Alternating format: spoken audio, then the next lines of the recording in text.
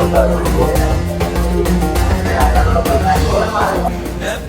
اللهم لبيك لبيك لا شريك لك لبيك إن الحمد.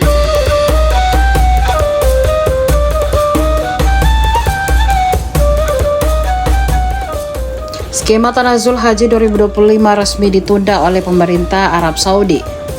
Menteri Agama Nasaruddin Umar menjelaskan alasan dibalik keputusan tersebut. Menurutnya, Saudi ingin menjaga keselamatan seluruh jamaah haji. Ia menyebut ada kekhawatiran terjadi kepadatan luar biasa di jalanan Mina. Jika lebih dari 30.000 jamaah Tanazul bersamaan, lalu lintas bisa macet. Jalur menuju Jamarat bisa padat dan berpotensi terjadi chaos. Padahal, banyak negara sudah siapkan skema tanazul masing-masing, termasuk Indonesia yang bahkan sudah simulasi dan siapkan hotel transit. Namun, skema tanazul ini ditunda setelah Saudi menyamakan perlakuan bagi semua negara. Nasaruddin menghormati putusan Arab Saudi ini untuk menjaga resiko jamaah berdesakan saat jumrah.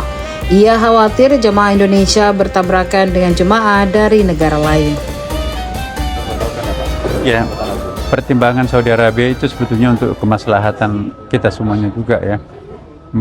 Beliau Menteri Urusan Haji membayangkan lebih dari 30.000 akan melakukan tanazul, bersamaan juga semuanya negara akan melakukan seperti itu. Maka dikhawatirkan akan terjadi pemadatan jalanan dan takutnya nanti kalau ada chaos segala macam, jadi mencegah segala sesuatu yang bisa terjadi. Maka pemerintah Saudi Arabia tengah malam tadi memutuskan tidak ada tanazul, tetapi diminta untuk berdiam di kemah. Dan setelah kami hitung-hitung memang karena jadi isu internasional juga kan, rata-rata mereka semua negara itu akan tanazul. Nah, dalam jalan yang tidak ada perkembangan perluasan tiba-tiba melakukan tanazul. Nanti yang jurus mau pergi melempar dan jurus pulang dari melempar, itu susah mengatur ya. Tidak bisa diprediksi. Apalagi nanti kalau di Indonesia saya jamin insya Allah mengikuti jam-jam pelemparan yang sesuai ditetapkan. Tapi negara-negara yang lain kan memperebutkan waktu-waktu tertentu, misalnya habis duhur. Nah, kita kan juga punya jamnya itu. Jadi kalau nanti jamaah kita itu akan berpapasan dengan orang-orang Afrika, India, Pakistan gede-gede itu, takutnya nanti kita kalah dengan desak-desakan dan dikhawatirkan. Jadi bagi kita buat Indonesia itu kita ambil hikmahnya lah. Memang kita sudah siap segala sesuatunya termasuk busnya. Tetapi setelah kami dibayangkan dengan beberapa macam kemungkinan dengan mempertimbangkan kebijakan negara lain juga melakukan hal yang sama, akhirnya pemerintah Saudi Arabia menyamakan semuanya. Kalau begitu ditiadakan tanazul tahun ini. Nanti akan dievaluasi tahun depan dengan mungkin meningkatkan kualitas kapasitas jalanan dan mungkin juga ada yang perlu ditingkat dan seterusnya. Jadi kita bagi Indonesia ya ambil hikmahnya ya.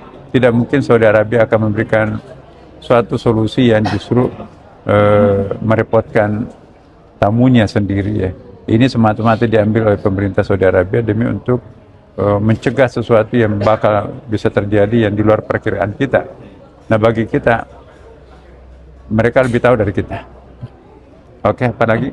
Kalau untuk tenda jemaah yang awalnya tanazul itu sudah disiapkan Pak di Mina, Pak? Iya, memang kan begini, yang tanazul itu sudah siap dengan segala macamnya di sana.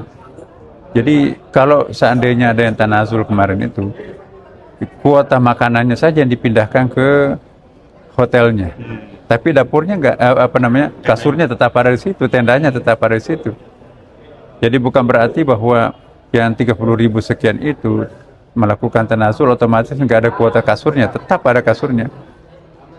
Ya, jadi begini, yang tanazul itu, ya itu yang mendaftarkan untuk tanazul. Tapi kalau yang mendaftar tanazul itu tiba-tiba mau tidur di kemahnya, masih ada kuota di kemahnya, tinggal pengaturan makanannya jangan dibawa di hotel.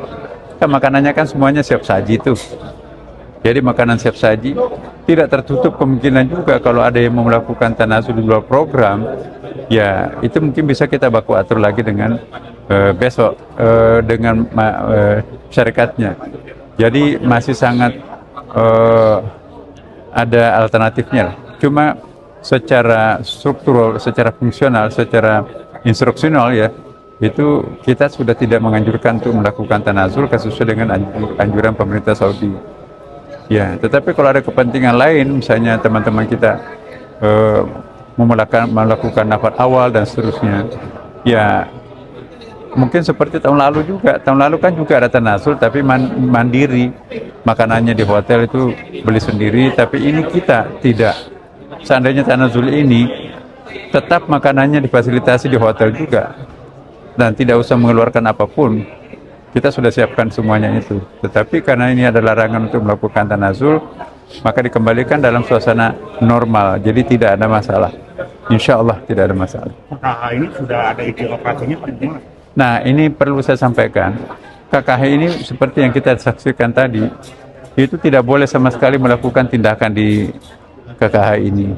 Tapi setelah kita melakukan pendekatan dengan Menteri Kesehatan langsung ya kemarin, saya didampingi juga oleh Pak Profesor ya, akhirnya kita berikan keyakinan bahwa kebanyakan jamaah kami itu bukan saja tidak bisa bahasa Arab, bahasa Indonesia pun juga seperti yang kita wawancari tadi kan, dia nggak bisa bahasa Indonesia, hanya bisa bahasa Jawa ya, tanpa pendamping.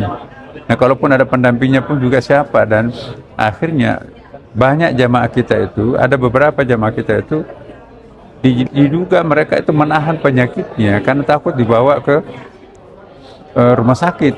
Rumah sakit di situ dirawat oleh orang yang tidak ngerti bahasanya dan tidak ada pendampingnya. Nah, sekarang dengan adanya aktif kembali ini, maka penyakit-penyakit yang tidak mesti harus langsung dirujuk di sini saja itu sudah bisa kembali lagi ke kemahnya, itu kan lebih baik. Kecuali memang ada 2-3 pasien di sini yang memang harus dirujuk ke rumah sakit karena peralatan, misalnya cuci darah di sini kan nggak ada ya, memang harus dirujuk ke rumah sakit. Dan saya menganggap bahwa kebijakan saudara itu untuk demi kepentingan pasien itu sendiri ya. Jadi kita harus baik sangka juga kepada pemerintah Saudi bahwa semua kebijakan dilakukan itu untuk kemaslahatan tamunya sendiri, yaitu jemaah haji. Oke? Download Tribun X sekarang, menghadirkan lokal menjadi Indonesia.